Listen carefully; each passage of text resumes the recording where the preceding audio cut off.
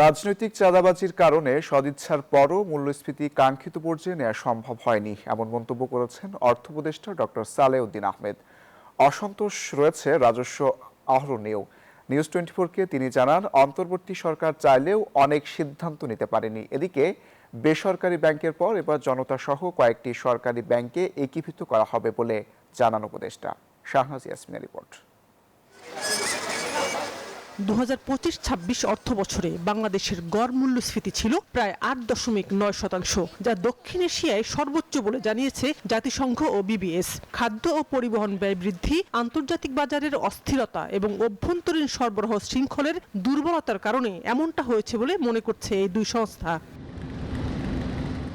তথ্য অনুযায়ী অক্টোবরে মূল্যস্ফীতি 8.17% হলেও সেপ্টেম্বর মাসে ছিল 8.36%। ডিসেম্বরে মূল্যস্ফীতি বেড়ে 8.49% পৌঁছেছিল, তবে নভেম্বরে ছিল 8.29%। অবস্থা তো খুবই খারাপ। বাংলাদেশ ব্যাংকের সাবেক গভর্নর অন্তর্বর্তী সরকারের 1.5 বছরের অর্থনীতির দায়িত্বে থাকা ডক্টর সালেউদ্দিন আহমেদ নিউজ 24-এর মুখোমুখি হয়ে জানালেন, মূল্যস্ফীতি রাজস্ব আহরণ নিয়ে নিজের অতৃপ্তির কথা।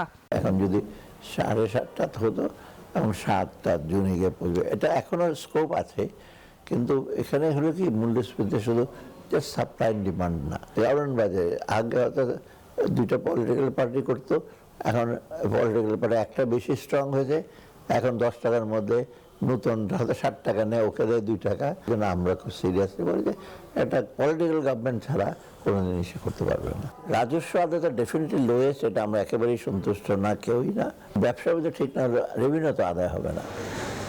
বেসরকারি খাতের 5 দুর্বল ব্যাংক একীভূত করায় দীর্ঘমেয়াদে তা ব্যাংকিং খাতে সুফল বয়ে আনবে বলে মনে করেন ডক্টর সালেউদ্দিন। তাই এবার কয়েকটি সরকারি ব্যাংকে একীভূত করতে যাচ্ছেন নির্বাচনের আগেই। আর জনতা ব্যাংক যেটা, সেটা খুবই খারাপ অবস্থা, 74 না 75% খেলাপি, যেখানে ইভেন সোনালী ব্যাংকে ক্রিটিসাইজ রোদেরও তো ঋণ খেলাপি 15 না 14%। যাওয়ার আগে হয়তো একটা কনসেপ্ট পেপার বা আমাদের একটা গাইডেন্স দেব যে 1-2টা ব্যাংক পাবলিক সেক্টর কমানো যায় কিনা। কৃষি ব্যাংকের ব্যাপারে আমি চিন্তা করছি যে কিছু টাকা ইনজেক্ট করছি, আরো করবো। আমি নাম বলবো না, আমি চিন্তা আছে কার সাথে মার্চ করব।